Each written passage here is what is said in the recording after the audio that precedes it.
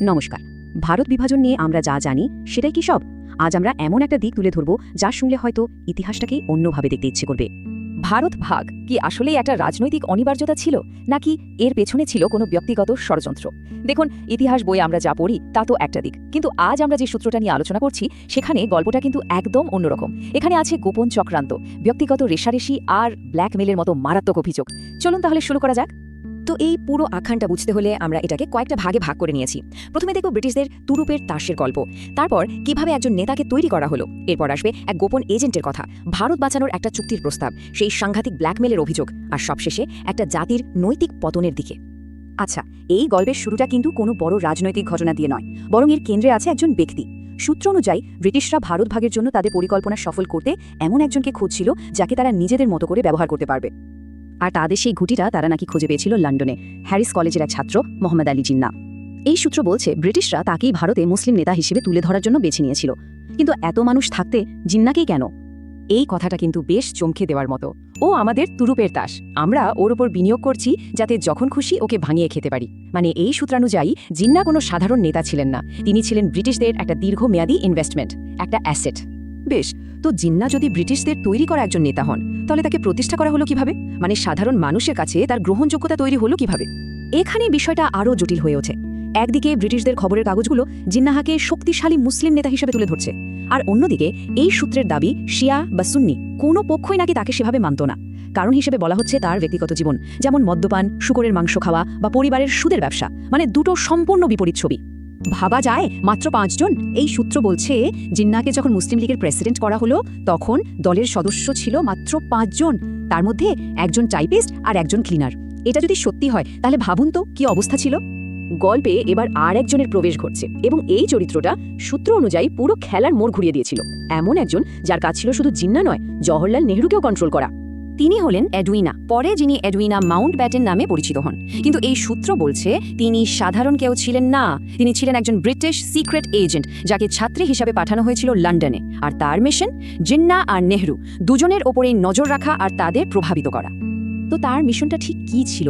বলা হচ্ছে প্রথমত জিন্নাহ আর নেহরুর সঙ্গে বন্ধুত্ব করা, তারপর দুজনকেই মদের প্রতি আসক্ত করে তোলা, তাদের মধ্যে একটা রেষারেষির সম্পর্ক তৈরি করা, আর সবচেয়ে বড় কথা হলো ব্রিটিশদের হয়ে এই দুজন নেতাকে পুরোপুরি সামলানো। মানে তিনি ছিলেন ব্রিটিশদের মূল হাতিয়ার। পরিস্থিতি তখন খুব জটিল, পাকিস্তানের দাবি ক্রমশ বাড়ছে। ঠিক সেই সময়ে দেশভাগ আটকানোর জন্য একটা শেষ চেষ্টা করা হয়েছিল, একটা প্রস্তাব যা সফল হলে হয়তো ভারতের ইতিহাসটাই অন্যরকম হতো। প্রস্তাবটা ছিল জিন্নাহর। তিনি বলেন, আমাকে প্রধানমন্ত্রী বানিয়ে দিন, আমি পাকিস্তানের দাবি ছেড়ে দেব। গান্ধীজি রাজি ছিলেন, কারণ তিনি জানতে পেরেছিলেন যে জিন্নাহর টার্মিনাল টিউবারকিউলোসিস হয়েছে, তিনি আর বড়জোর 1 বছর বাঁচবেন। তাই দেশটাকে বাঁচানোর জন্য তিনি এই শর্তে রাজি হতে চেয়েছিলেন। কিন্তু নেহরু, তিনি নাকি শটান বলে দেন, আমি ওকে আমার অফিসের পিওনও বানাবো না। শুধু তাই নয়, তিনি হুমকি দেন যে জিন্নাহকে পিএম করলে তিনি কংগ্রেস ভেঙে দেবেন। তাহলে আসল প্রশ্নটা এখানেই, যে নেহরু জিন্নাহকে প্রধানমন্ত্রী হিসেবে মানতে নারাজ, এমনকি কংগ্রেস ভেঙে দেওয়ার হুমকি দিচ্ছেন, সেই তিনিই শেষ পর্যন্ত দেশভাগে সই করলেন কেন? এই সূত্র কিন্তু এর একটা বিস্ফোরক ব্যাখ্যা দেয়। গল্পটা আমাদের নিয়ে যায় 1947-এর জুলাই মাসের শেষ দিনগুলোতে। 3রা জুলাই সকালে মাউন্টব্যাটেন সিমলায় গেলেন দেশভাগের কাগজ তৈরি করতে।